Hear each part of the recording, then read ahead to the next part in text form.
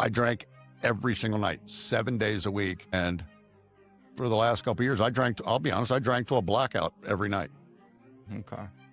Wow. Did you feel like any of the stuff, did you have experiences while in the MC that you were kind of traumatized that made you want to drink more? Besides just the pressure of drinking and having it around? There were several things involved in my moving, which I'm not going to get into live on air. I didn't break any laws or anything like that, but there were some things that we'll just say I felt uncomfortable being around. Yeah. There were probably some traumas. This is Rock Bottom with Ryan. No sugarcoating, no filters. The pain, the chaos, the truth. No bullshit. Just recovery.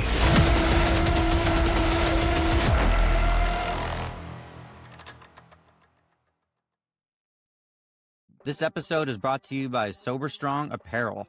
SoberStrong Apparel makes heavyweight premium gear for people who take sobriety seriously. 10% of every order goes back to recovery centers. SoberStrong also runs an impact sponsorship program that puts gear directly into facilities for people just starting out.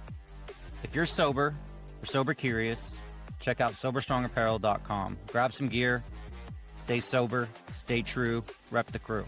Also, use the code ROCKBOTTOM at checkout for an additional 10% off. That's ROCKBOTTOM, all capital letters, for 10% off at checkout. SoberStrongApparel.com. Love this brand, love the company, love what it stands for. I wear it each and every day. Clothing is stylish, it's good quality, it's definitely worth it. Give it a look, SoberStrongApparel.com. Thanks for watching this episode. Enjoy the show. Good morning, everyone. Welcome to another episode of Rock Bottom with Ryan. I'm here with my guest today, Stephen Waz. Stephen, how you doing? Good. How are you, sir? Good to talk to you, Ryan. Doing awesome. So appreciate you joining the show today. And I came across your profile on Instagram and was really interested in just hearing your story because we talk a lot about recovery on here and people who have had a past, involving addiction or alcoholism or both, and just kind of want to hear what led up to all that stuff. So we can start with your childhood. What was life like growing up, leading up into your first use, and do you remember that entire situation? But start off with what your parents were like, what your childhood was like, and all that. Yeah. I grew up in a traditional all-American family home, two parents. My father, for instance, worked for a lot of nonprofits. He had his own company, everything from, I grew up in a world that you kind of were good kids, if you will, and accepted everybody. I mean, we did everything from my dad helped put on telethons for United Cerebral Palsy to being a state fundraising director with Salvation Army. I got to see a lot of different people and things and demographics. I also moved a lot. I think I moved 13 times before I got out of high school alone. So it kind of started life with, you kind of reinvented yourself everywhere you went. So it wasn't a whole lot of hanging on to the past, if you will. Okay. Awesome. So do you recall being exposed to alcohol from your parents at all, or was it something that you just kind of... Not really, because my father, from what I understand, drank a little, but it was socially. But once I was young, he gave up the alcohol, and it was more of a religious home. So I didn't really get into alcohol until you started, 15, 16, 17 years old, being a normal high school kid going to parties. Oh, okay. Did you kind of, looking back, do you feel like you were suffering from any anxiety, depression, stuff like that growing up? Or was it you say it's a traditional household and things were pretty good, but do you feel like there were reasons why you wanted to go into drinking besides not just at the social time, pressures? no. And that's what, as we go through this, I'd like to talk about, because it was a world that it was like moving, for instance, was all I knew. So I never felt pressured and never felt, oh, hey, there's a bottle of gin on the counter and hey, I'm going to sneak it from mom and dad.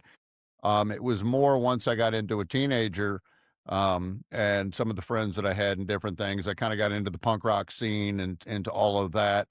And that's pretty much where it started. Okay. So it was kind of the punk rock scene, so going to concerts and kind of the environment and the people you were hanging out with, okay. Sure. And in my day, punk rock was still punk rock. So you weren't going to Hot Topics at the mall and buying a T-shirt. Yeah. It was still down and dirty, and it wasn't uncommon to be 16 years old sitting on the the tailgate of a truck, I'm not going to lie, drinking Boone's Farm or Mad Dog or whatever it was that you could get. MD 2020. Yeah, that was good Oh, yeah. stuff. Yep, I remember an experience with that the first time. I was like, yeah, Yeah. freshman in college. Yeah, that's crazy. So were you? So you're in the punk rock scene where a lot of your friends, obviously, or all your drinking buddies, were. When did you kind of like say? When did it start to escalate into like where you thought it was kind of a problem? Well, I'll tell you where it started to escalate. Got hurt in the Marine Corps and Thanks for got your out. service, by the way. Thank you, sir. And at that point, it was still kind of social drinking. It wasn't become a problem, but I kind of continued to look back and say, should I, woulda, coulda, or how could I have been better? I put a lot of pressure on myself. And it was actually, I was probably in my teens before it became an issue, a slower issue, but still an issue. And I think a lot of it, pardon me, was, and I look back now, was me trying to accept and understand me. Um, I'd spent my whole life kind of reinventing myself and had never really become honest with me about the goods, bads, faults, whatever. And again, it was still social, but I wanted to believe at the time I was just very, very outgoing and very, very social. When I look back now, that was not actually the case. Okay. What were some of like your personal traits? Like, what was your personality like? Was it pretty obviously pretty outgoing? You're pretty easy to make friends and all that stuff. But yeah, I've always been an extrovert. Especially growing up in the household where I did, where my dad did a lot of public speaking and things like that. I was never said I was shy. But I think with that too, and for the listeners, if you feel this way, again, I go back to it a lot, but understanding yourself, I was very social, but I felt like a lot that the liquor helped me become more social. And in the beginning days, I was a fun drinker. Toward the end, I wasn't very much of a fun drinker. But at the time, I thought I was being social, and I thought I was being accepted by the group. And the more I drank, the more I felt accepted. And then even in the music scene and stuff, you know, I'll be honest, in my day, hey, you got the 20-year-old kid drinks at the bar at the 9:30 club or whatever. You were just being social. You were just being a good guy. So that's kind of where we were at. So you grew up on the East Coast and all that. How did it start to progress, like to where, I mean, where you decide? Well, how did you? Let's go backtrack a little bit about what you mentioned beforehand. When did you get into motorcycles and all that stuff? Okay. Well, the first and foremost with the drinking was after the Marine Corps, I got into restaurant management, corporate restaurant management. And I worked very, very hard at it. But the longer hours, it started with more becoming isolated after work. And it was, oh, now I'm just relaxing. But you were drinking more than you realized. Went from that to I had ridden motorcycles when I was younger. Grew up in a period in Oklahoma where at 15 you could get a motorcycle license, and I got back to that, bought my first Harley, and of all things, met an individual who owned a fabrication shop and was going to have some work done on this motorcycle, and he was the local president of a club. Remain unnamed, but he was a good guy. But in hanging out with him, watching some work done, so, hey, why don't you come by the clubhouse? Just meet some of the fellas. Cool. Again, I had moved a lot. I'd only been there for a couple of years. Gave me a chance to meet guys that, kind of like the service, the brotherhood, the camaraderie. And hey, it was guys being guys. And gee, you might have a drink. And I progressed completely into that world. Became a full patch member, became a house boss. So that lifestyle was, yeah, it was brotherhood and there was some good and bad, but it was a constant world where everything that you did or most of the stops that you went to had something to do with drinking. So it became very, very normalized. Yeah. And it wasn't uncommon and you never even thought about it that, you've had 6 shots of Jack Daniels. Now you're going to ride, 36 inches apart at 80 miles an hour. And you were probably shit faced. Yeah. Wow. So pretty much drinking had a lot to do with that atmosphere. How about drug use? Was that a big part of it? Yeah, I had some before that. I'll be honest, I had a couple arrests in that world. But that was again wanting to believe I was social and believing the people I was around. I mean, I never dealt stuff like that, but I always said I went 100 miles an hour at whatever I did. Some of the guys I was hanging out with were, they were coming to other states that may or may not have had port areas and buying boatloads. So again, it wasn't uncommon, but in the club world, it wasn't advertised and it wasn't talked about, but it was a very common world. Wow. So how I don't know a lot about being in an MC and all that. So how is it pretty comparable to how it's portrayed like in the media and shows like Sons of Anarchy and stuff like that, or is it glorified or exaggerated a little? No, but I will say that it was always fun that we used to watch. That every once in a while they put on one of the big TVs in the bar area of our clubhouse to watch Sons of Anarchy and laugh at it. Uh, I will say this: there are good and bad on both sides, but there's that way in any world. And yeah, it's a rougher world. I'll leave it there. But you know what? There was also a lot of brotherhood, a lot of camaraderie, a lot of trust that went on. I had an accident, um, pretty bad accident. It wasn't caused by me, but short and long of that, I was in the hospital for over 10 weeks. Um, and my brothers in the club would go and pick my father up every day and bring him to the hospital. Wow. And then made sure that he got home every day. So yeah, there's some rough things in that world, but you know what? There's also a lot of good things. So I'm never gonna, I mean, I'm out of it, but I'm never gonna talk it down and say that, oh yeah, everybody sold drugs, everybody sold guns, and it's not Sons of Anarchy. Oh, okay. So how did being a part of the club shape your identity for better or for worse?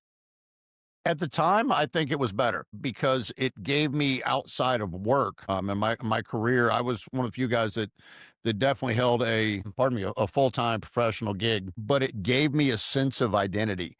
And again, I kind of moving so many times as a kid, I look back at it now and it was one of those just before for some of the listeners, it was before the internet and a lot of that, and not every kid had a phone. But I knew when I was moving that I wasn't going to see those kids again. I wasn't going to communicate with those kids, but it kind of gave me a different sense of brotherhood. I could call a brother at 2 o'clock in the morning and we'd meet up, whatever it is. But again, it was a very, very liquid world. Yeah. So was there like a pressure to live a certain way once you were in, or did they treat you the same as they did before you got in, or was it? Yeah, it's kind of unspoken because it's just so open. Say the club life, say you were out going to other MCs open houses or different things like that. There were certain things that were expected, events that you were expected, especially as you moved up the chain. But the problem is too, every single one of those places you went to had booze. Every one Yeah. of them. Yeah.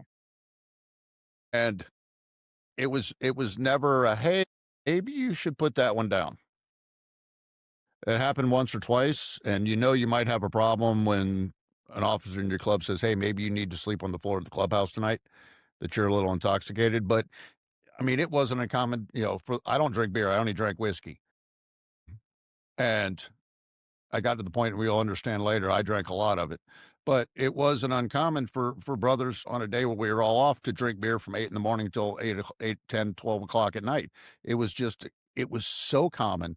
But so it wasn't forced upon you, but Always there. it was always there.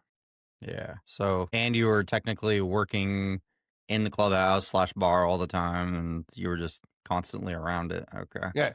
I mean, I ran restaurants and bars, so it was there at work and restaurant management. Anybody those that are listening that understand restaurant management, that's the world too. You get off work and everybody, it's late normally. So what do? The place that opened is a bar. So you go there and then I go to my days off, my other times, go to the clubhouse, make sure we're stocked, we're ready, we're good to go, make sure the president's in good shape. It was again to make sure the number one thing, hey, we could run out of food. That was bad. You run out of booze, you Yeah. may never see me again. Yep. Wow. So, So when, so how did, what was the question? At one point did you stop like using it as like a social thing? Because I know that it was all a part of the culture and all that, but when did like, But did it become say, normalized? when did it become normalized, and when did it become like, hey, like this is actually taking over my life? This is really like starting to affect me. I made some decisions, got out of the club life, came to Texas, and because it's the biggest state in the country, or one of them, and just wanted to get out of Florida. I mean, it's a good state, it's a big state, but after a while, I'm not a tourist. I'm not going to Disney every day. Especially when I moved, even doing that, it was you stop. I'm not gonna lie. There were probably some times at gas stations I had a sip here and there, even just driving. But when I really started noticing was when I got here and there was family in this state that I wanted to believe, hey, I could put it down at any time, but I drank every single night, 7 days a week, and for the last couple of years, I drank. I'll be honest, I drank to a blackout every night. Okay. Wow. Did you feel like any of the stuff, did you have experiences while in the MC that you were kind of traumatized that made you want to drink more besides just the pressure of drinking and having it around? There were several things involved in my moving, which I'm not going to get into live on air. I didn't break any laws or anything like that, but there were some things that we'll just say I felt uncomfortable being Part around. of? Yeah. That there were probably some traumas. I think the biggest trauma was when my father passed. I spent a lot of years. He had some true health issues, but my father lived with me, and when we moved from South Florida to another state before we came out this direction, for a lot of years before recovery, I kind of put his passing on me that I added pressure to it, which caused me to drink even more. And when he passed very suddenly, it was, pardon my French, it was a shitstorm. Mm-hmm. And on top of it, it was Christmas.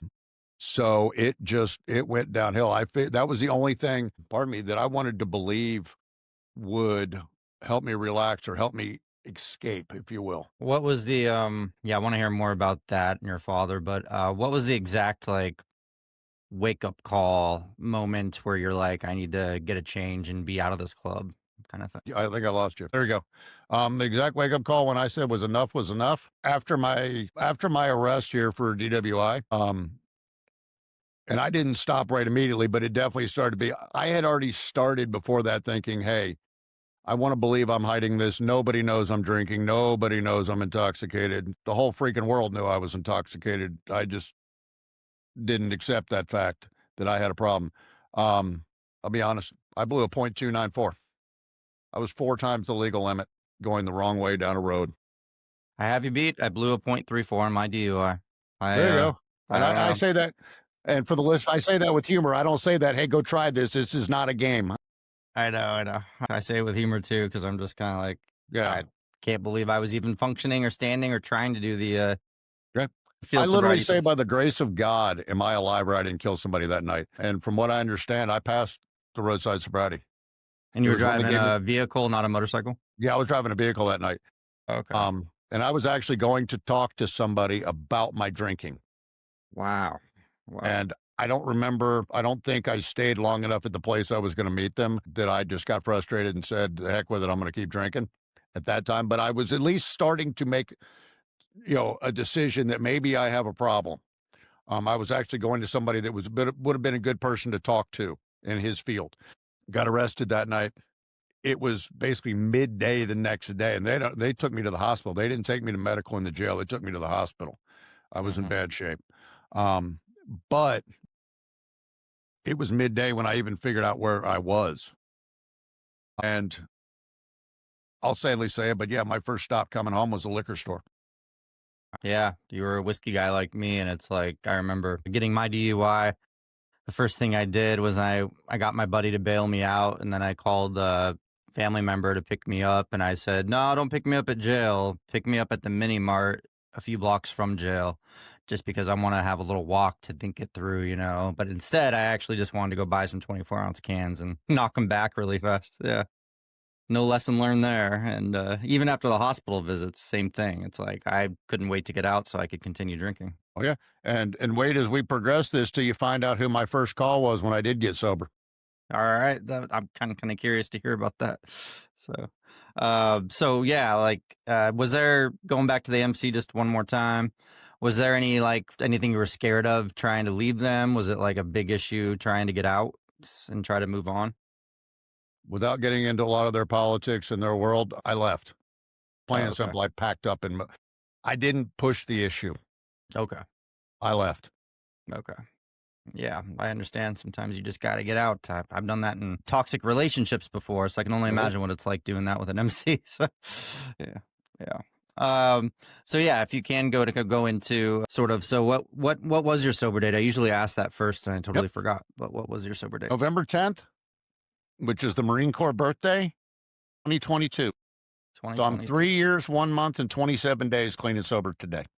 Awesome. Congratulations. That's Thank you, amazing. sir. Um, that's great. So say, what was your last 24 hours of drinking like? Was that the DUI? Or was this a way? Okay. So what led up to finally saying, "Hey, this." Again, I have been thinking about it this, and I'll be honest with the listeners. By that point, there had been a good period of time I knew I had a problem. And I kept wanting to tell myself, oh, I can just quit. I can just quit. And over the course of time, I realized that, yeah, I could get up early every day. I could bang out my professional job, do it, and continue to believe that I was just having a cocktail at the end of the evening to relax. Then again, I had my mother, who's a little older, and financial reasons in the world, stuff like that. I had her move in with me. So I'm new in Texas too. So we're together. She was doing something at the house one day and happened to find an empty pint bottle of Jack. I say that because this might shock the listeners. I never bought Jack Daniels by the bottle because I knew I'd drink it. I bought it by the pint. The problem was the idea was, oh, I'll have half a pint, whatever, put it down and I'll have some for tomorrow. Yeah, that usually lasted about the first hour. I Sure. averaged 4 pint bottles a night, every Wow. night. You'd make four And separate purchases, or just buy them yeah, all at once? no, Okay. I went to 4 different liquor stores. The last two, I'll just say I'm pretty sure I was blacked out because most of them I didn't remember. And most of the time I would check my bank account in the morning. And the idea was checking for fraud. I wasn't checking for fraud. What I was checking was to see how many liquor stores I went to the night before. And those second two bottles, you'd probably be pretty intoxicated going to the liquor store Well, and yeah, no, taking those risks. I'm not hiding anything to the listeners. Yeah, I was jackhammered. Yeah. But my thinking and in our disease, in our addiction, we want to make excuses. My thinking was if I bought everything at one store, I bought a bottle, I was an alcoholic. If I went to 4 different stores, I was just supporting local business. It sounds silly, but in our drunken minds, we make excuse and we make what we think are logical thoughts. We try to make things logical. So that was my logical thinking. So I Oh averaged four yeah. pint bottles a night. Being over here in Idaho, I get up, go to the gym usually around 6, 7 a.m. and I drive past this liquor store and it's like I see people outside waiting for it to open. I'm like, that was probably me a couple years ago, just like ready to start the day with the shakes, being like, Yep. all right, I got to get this fix. And Yeah, yeah. when I was saying too about my mom doing something, she went to put something away or do something, and I had an office in the house also, but I was doing professional work and a career. Happened to find a bottle, and she, oh crap, I don't know where this is from, but I'll put it away, throw it out. So, in kind of just glancing around, looking, I thought I was hiding everything. I'll be honest with the listeners, guys. You should really realize that you got a freaking problem when they put a 55-gallon trash bag of empty pint bottles out so that you could see them when you get home. Yeah, that's a wake up call for sure. That's a wake up call. So, what was your last drink then, and how did you decide that? We had some arguments, some different things, obviously, about my drinking because I didn't want to believe still that I had a problem, or I didn't want to admit it aloud. But it came up in conversation, and I hadn't realized this, but I'll give my mother a lot of credit for it. That I still wanted to believe that nobody realized I was drinking or I was intoxicated. And most evenings I was blacked out. I could still walk, talk, carry on, but my brain wasn't going. But because of my past, my service, the clubs, whatever it might be, in a period of time that I didn't have a lot of connection with my mother because I didn't want to explain my lifestyle. That wasn't on her. That was on me as I look back. That she honestly told me, she goes, there's nights that I lock my door because I'm scared of you. Jeez. And I started thinking about it for a couple of days. And I finally, one night, I started realizing that I actually do have emotion and I do have thoughts and I am sad. And I finally, literally, old school Marine, old school biker, broke down into tears. I went across the home, knocked on her door, and said, "Look, I need to go get help." And I remember handing her the whatever was left in the bottle of pint in the pint of Jack that I had, and said, "I need to go get help." Wow. Did she ever, or anybody else who was around you, like in personal relationships and stuff, ever describe what you were like when you were in your blackout mode or when you were Yeah, drinking heavily? What were yeah. you like? I was an ass, or I became that way because I wanted to. I'm a type A personality, but the more I drank, the more, and especially with my world, the more type A I became. And I wanted to believe at times I came across that I ruled the world and that I'm unstoppable. And a lot of us, I believe, in our addiction, we may start that way and thinking it's okay, but I came across that I ruled the world and it was my way, and everybody else was wrong but me, which isn't how I thought when I was sober. Just those times became farther and farther apart. So, yeah, I mean, it's when I look back now, I'm pretty sure that that's why a couple of the relationships that I was in that I really thought were good ended sourly. Some different things when I look back because I'm not a, Yeah, that was my next question. How were relationships like with significant others and stuff like that? Were you called out pretty often or were they your drinking buddies or what were those like? no, because I was engaged twice. One of them I was way too young, but the young lady I was engaged to, we met in club, but not in the MC world, but in the club world and music and stuff like that. But we drank. Thing was, she knew when to put it down. But it was, again, in that world, it was common, but it got to the point that, again, I got to where I made her definitely uncomfortable, if not scared. I was always envious of those normal people that knew how to put it down, you know. Yeah. I could Yeah. I never never just have figured that one out before. Yeah, I know. It's like, okay, yeah, I'll have uh yeah, I'd go from like I'll have 2 to I've already had 12 and it's like, okay, well I might as well black out now and pass out. So there's Yeah. no I'm in only going to between. have one, but I'm going to put the Jack Daniels in a tumbler. Yeah, exactly. I don't miss those days, you know. It's just did you ever wake up and have like withdrawal symptoms and stuff like that? No, No. Okay. no. Now, I didn't when I was actively drinking. My system was so torn up, and even my doctors were like, "Dude, you got a problem." I was shutting my system down. But I would wake up and I got to the point I never felt a hangover. I never felt, I mean, I was probably fatigued all the time because of that. And probably pretty shitty most mornings, but in my own head, I didn't feel like I had a hangover. I would go to work, stuff like that. But I will say this too, as we progress to the listeners, please, please, please don't be me and drink like me. But if you have an addiction issue like that, or substance issue, or with alcohol, especially, get medical help. I wound up in the hospital when I decided, again, old school brain, I'm just going to quit. No worries. I should be able to do this. Yeah. Within 11 hours, I was in the hospital. Wow. Gosh. Frightening. What did they tell you in the hospital? What were your health issues? Did they tell you like, hey, you got 30 days if you continue this? Or... No, basically, they had to flush my entire system because my body was so addicted to everything in the whiskey and just how it was, the sugars and everything else, that I got on medicine I started with gabapentin to help me with withdrawals and different things. But yeah, I needed medical assistance in order to stop.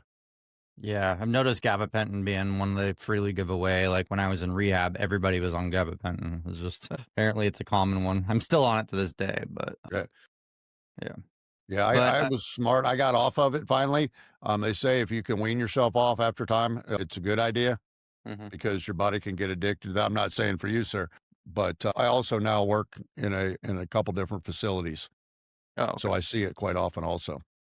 Okay. Yeah, and I don't want to hear more about that. But can you tell me like what you had your last drink? You know, what was early recovery like? What things did you start to discover about yourself? And was it difficult? Was it like white knuckling it, or what kind of work did you put in?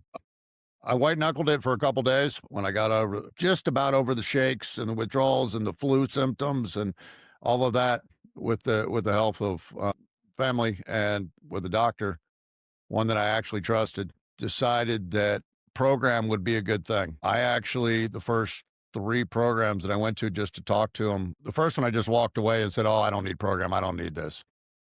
Second one, I started getting some information, but it still was a little more feel good than what I needed. I actually went to a third program and I met a guy who was one of the therapists. I'll give him his first name. His name's Buddy. And Buddy, if I'm going to send this to you and I shout out to you because he and Melissa probably saved my life. First thing that they worked with me to understand was that it wasn't a weakness to ask for help. And he was an old school biker, had been around the block, this and that. So he knew how to talk to me. You could relate. Yeah. Yeah. He knew he instead of saying, "It's okay, Steve, it'll be fine," he was like, "Hey, dumbass, this is the assignment that I gave you, do it." And I would listen to that. So again, if anybody listening ever, if you decide you want to look into that, and I definitely highly suggest it, find the person that's not going to tell you what you need to hear, but the person that's going to walk you through the program. Yeah. That's great advice. That's great advice. So what things did you learn about yourself that you may have been avoiding back when you were drinking and stuff, like things that you were kind of numbing, masking, like did things start to come to fruition in your brain? Like, hey, this is who I really am. Did life get easier or more difficult? Yeah, and first I'll say this: when people ask me today, who I am today, I usually say I'm somebody who's sober, but more importantly, I'm somebody in recovery. And I want to touch on the difference of the two. But yeah, what it started to help me work through and different things is one, that I didn't need to change all the time who I was. And I think growing up the way I did and different things, I always, no matter what I believe, wanted to tell myself that I was one that I needed to fit in. And the first thing they started to teach me was it was okay just to be me. I didn't need to be anybody else. But the biggest thing of kind of having that warrior mentality of, and again, I graduated high school in the late 80s. And, and even in our music scene, we had Boys Don't Cry, this and that. I grew up in an environment that you don't fail, that you don't hurt, you're not wounded. And the biggest thing, and I'm still part of my recovery journey, is learning every day that, you know what, guys, it's more of a warrior mentality to say, hey, I'm broken or I need help than to say, hey, you know what, I got this. Yeah. Exactly. Well, so we being in the MC back in the day, you joined it and that and then being in the military and stuff, all the brotherhood and everything. Was it hard for you to find a similar feeling or did you chase that kind of feeling when you got into sobriety? It was, but it took a little bit of time because I was so downtrodden. I was so lost because, like a lot of us, the alcohol or the substances were used to mask not only who I am, but who I was feeling.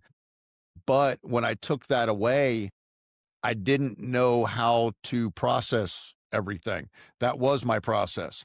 So I needed to start working on that first and to figure out how to be comfortable with me. And then I kind of dove in full force. What I found really was the idea, and they talk about it in AA and NA and smart communities, is service, Yeah. Service work. because it helped me tie in.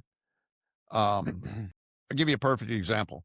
First time I went to an AA meeting was right before I started going to program. Guy who wanted to believe he wasn't scared of anything was scared shitless to go to an AA meeting. I don't know why. But my thinking was when I walked in the door that they were all going to judge me. And what I found was the complete opposite of that. I found a room full of people that understood me for the first time. That was my feeling too. I am a And huge, yeah. yeah, and the largest individual I've ever met outside of the Marine Corps, big kind of, it's like we'd call him big country, came up and gave me a hug and just said, "You're home." That's amazing. That's that's the kind of feeling of welcomeness that you want, just walking into a room and just feeling like, I can be vulnerable finally. Yeah. Yeah. Oh, that's great. That's great. So, what, what, how did recovery, the more longer you got sober, how did your relationships get with your mom and friendships and all the things you started developing? A lot better. Now, it's still taking some time because, as I said, I spent a lot of years, and and I'm having to learn now that it was primarily on me. I spent a lot of years that I separated from my mom. And primarily at the time, it was my thing, well, I was just busy. I was just busy. No, what it was is I didn't want to have to explain my lifestyle and getting in trouble and getting arrested and doing stupid shit. So it's a tremendous amount better.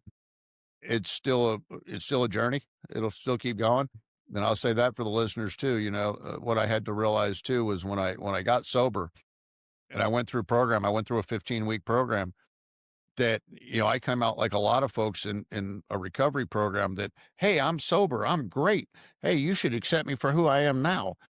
But we need to understand that a lot of the trauma that we put on people, that's the part they remember. The fact that we stepped away and went to program, that's great, but they're not in recovery.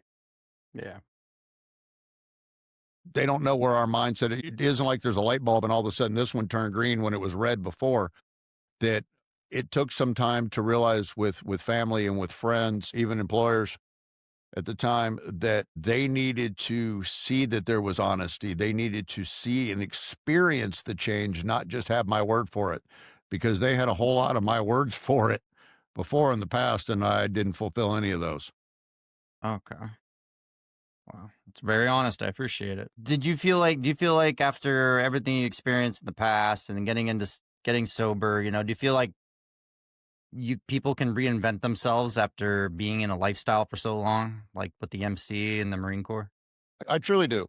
And it's not even reinventing. I think it's understanding yourself and expanding yourself, if you will, because early sobriety, kind of going back to what you're asking, early sobriety was uncomfortable.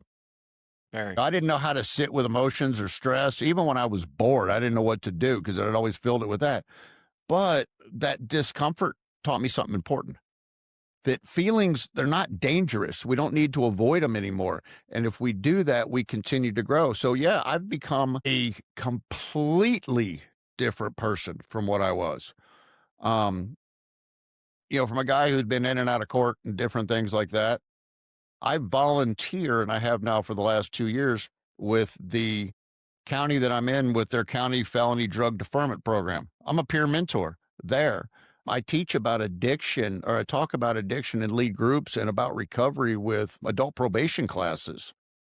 And I look at it as, if this guy can do it, I'm pretty sure for those of us listening that are old enough to remember what a dictionary is, that's the thing before Google, that was my picture of the guy that's not going to recover. But I'm learning each day, as you ask about reinventing myself, that there's so much more that in recovery, if we get into recovery and the long-term aspect of that, that we can do that we never believed we could do.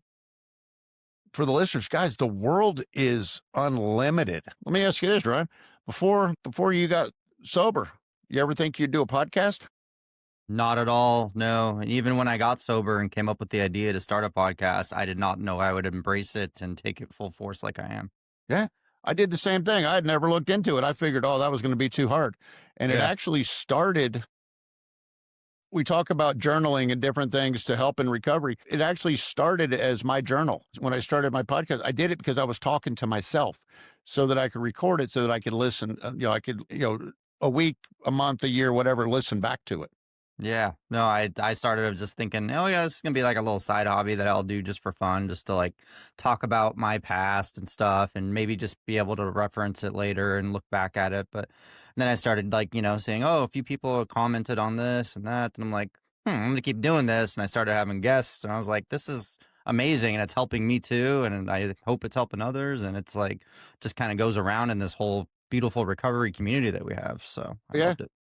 So that brings me to my next question. So getting into, now that you're having some long-term sobriety, what does a good life look like to you now? And can you tell me about what you're talking about, recovery, motivation, and all that, and what Okay. that's all about? Yeah. For the first time in my life, and I'm just over 50, I get up every day truly fired up and inspired most days. But I won't say, hey, every day is a great sunny day. It's not. But we'll laugh and say, percentage wise, I got a lot more to look forward to now. And I'm learning continuously that it's not about me, and that, hey, you know what? It's not, hey, Steve, you did this. This is great. But my days focus around now walking with others into recovery, through recovery, with recovery, to show them again that if this bald guy can do this, if you set your heart to it, anybody can. You just got to believe, because I don't know how many times I said beforehand, hey, I'm going to quit drinking. And I will as I go with this, but I'm going to tell you, my first phone call when I got sober and I wasn't out with my friends drinking and things like that, a week into it, a week of me stopping drinking, the first call I got was from the manager at one of the local liquor stores. Steve, hey, you okay? I haven't seen you in a week. You might have a problem when it's the manager of the liquor store. Yeah. But No. it's just incredible. It started with that after I went to to program, I actually gave up my professional career. I stopped working in the corporate restaurant world. And yeah, I made a great salary. I worked too much and drank too much, but but what I did is I said, I'm going to figure out little by little for me to continue to grow how I can walk with others and help them find their path to recovery. So I started Recovered and Motivated LLC. Okay. And that's pure addiction support. Yeah, And okay. So how do you work with people if somebody approaches you about what Recovered Motivated is all about? What's we do quite a bit. A lot of what I'm still doing, it's still a young thing, is I do a lot of speaking on recovery. I facilitate groups in about 7 different locations. I've actually come on board also to do veterans addiction recovery at a well-known facility in my area, and it's peer to peer. I'm not a clinician, I'm not a therapist, I'm just a vet who gets it. And I've sat in the same chairs that they have, and I understand the mindset. But every day, and I have some that I do some, we're starting to build into where I do some private peer to peer work. Again, I'm very big on, I'm not a counselor, I'm not a therapist, but I can spend time, I can talk to you. I can tell you what I've experienced and what I've seen, and I can tell you about the joy of finding not only sobriety, but going past sobriety into recovery. Because anybody can stop, at least for a period of time. We've all stopped 100 times, but finding that journey and working at recovery and working to better yourself, and finding joy is truly an amazing thing. That's also how I got into the courts and got into probation. Things I'm like, well, I've been to all these places multiple times. not for the right reasons at the Yeah, first not time? not for the same reason. They don't hold the door open for them those times. Now they laugh, and some of the sheriffs hold the door for me when I leave and say, "Hey, Steve, it's good to see you this time." But again, it's just the ability of service and what you do, and like with your podcast and so many of the things that you do and the listeners that you reach. It's not saying I have the answers, but it's saying, hey, the answers are out there, but I'm willing to tell you what I know, or to what I've experienced. And let me tell you my story and how much better it is now.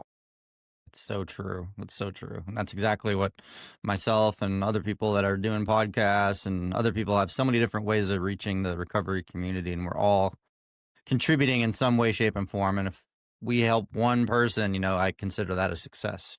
Well, yeah, because going back, again, addiction pretty much stripped away my self-trust, but recovery has helped me earn it back. And I do it one honest day at a time. Exactly. Honesty is huge. I mean, honestly, that's everything in recovery. What last questions? What advice would you give to our listeners right now that are still struggling, sober curious, new to recovery based on your experience?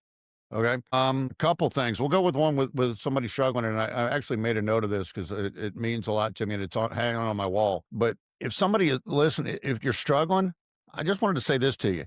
You don't have to change everything today. You just have to take a step forward, an honest step forward every day. That's how recovery starts. But I also wanted to say too, if you're in early recovery, long-term recovery, you may know this, but if you don't, when they don't tell you that, hey, I got sober, you kind of think, hey, I got sober, the world's going to be one big sunshine. It's not, guys, but that doesn't mean that you're failing. Just keep plugging forward, keep doing the right thing, the honest thing. And it's kind of like this. There's a difference in being motivated and having it on purpose, because motivation in recovery isn't about the hype, guys. It's about the purpose. And just keep going. Staying sober is not a punishment, guys. Staying sober is something amazing. Yeah. No, that's beautifully said. Beautifully said. No, I appreciate you sharing, and thank you so much for everything you're doing right now for the sober community. I really grateful for that. We're all grateful for that. So thank you. And, again, Brian, I definitely thank you for putting on. I am going to put the plug in at the end. There is a podcast. It's not as good as Ryan's, guys, but I'm working toward that I was goal. going to say, shout out your name and your podcast and all that stuff. Got a podcast that's on Amazon, iHeart, Apple, Spotify, quite a few of the other ones. It's called Recovered and Motivated, and kind of like the tag on yours when I started listening to yours, also that it's real talk. I'm not flowering anything. I'm telling you this, I'm not sugarcoating shit. This is the world, this is how it worked, and it's for sobriety, addiction, recovery, but also just motivation to get your ass off a couch and do something different today. Awesome. I love that. I love that. And I'm going to check out some more episodes of that. And I've been following your content as well, and it's great stuff. So if you want to reach Steven, it's Recovered Motivated on Instagram. And is that the same on TikTok and all that?